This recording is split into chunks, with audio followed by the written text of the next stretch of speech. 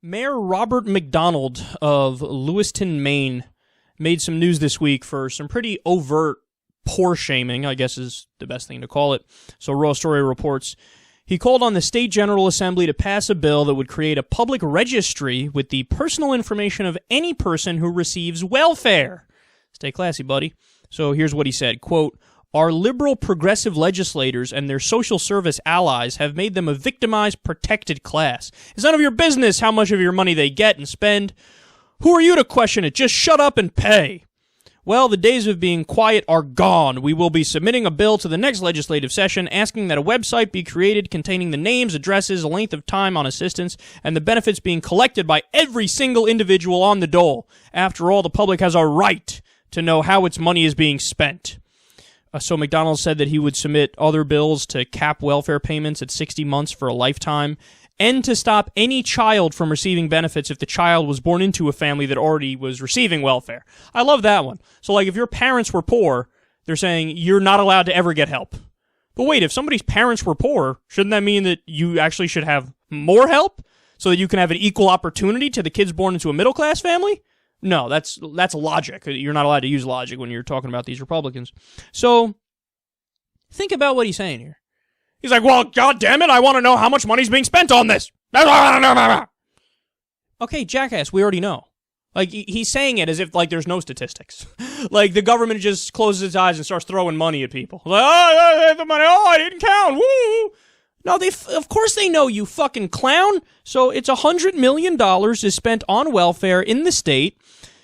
And, by the way, the overall budget is $2.7 billion. 2.7 billion, only $100 million is for welfare. And where's your article and where's your rant about, well, I need to know what the other money's going to. I need a detailed list and the addresses of the people. Could you believe that?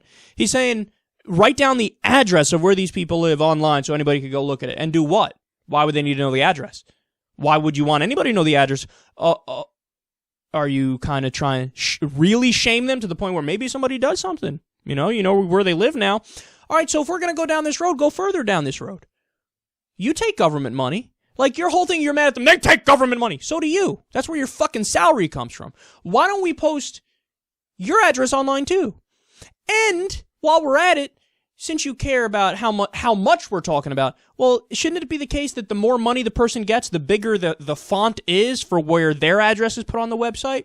So why not you take a fuckload more money than anybody on welfare, so yours should be there, and it should be in bold letters, it should be on big font, and it should be on the front page.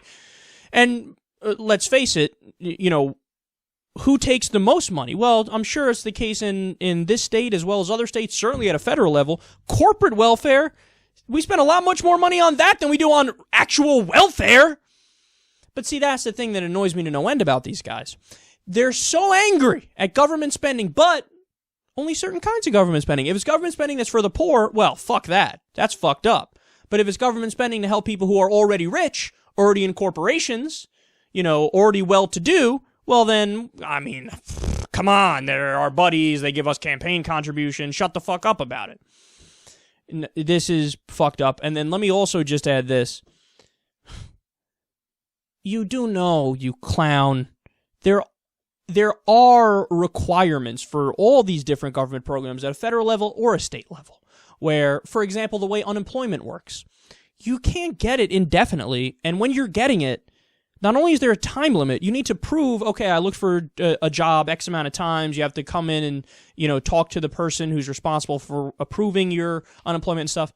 They act like that's not the case. And typically, you have people who, they worked, they paid taxes while they were working, they get laid off or something, that's when they need the unemployment, they might need welfare, something like that.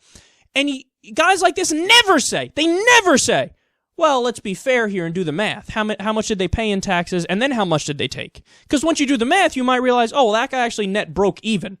He worked for 8 years, paid taxes the entire fucking time, and then now, he's on some hard times, he's getting some money or whatever. But this guy never would say something like, well, do the math. How much did he pay in? How much did he take out? He'd just say, how much did he take out? And again, he only says that when it comes to poor people, and let's face it, also usually poor black people, because as we've covered before on the show, it's actually a fact when you look through the history of government programs, before they applied to black people, almost every white person was in favor of it. You couldn't meet a white person who was like, Social Security, blah, blah, Medicare, Medicaid, blah. It's when they also applied to black people that white people were like, wow, lazy, moocher. Why wasn't it a moocher when your white neighbor was taking it? When your white neighbor was taking them on, you thought, Ted fell on some hard times. You just need some help. But then when it's a black family on the other side of town, lazy, moochers, parasites. Why do I have to pay for them? That's one of many factors here that goes into the backwards thinking of these Republicans when it comes to welfare programs. But like I said, if you want to go down this road and be consistent, fine. Post the addresses of everybody who takes money. And if we're going to do that on a federal level too, in the biggest font should be the assholes who run the military-industrial complex and the jerk-offs on Wall Street, because they took way more money than any poor family did ever. They're the problem.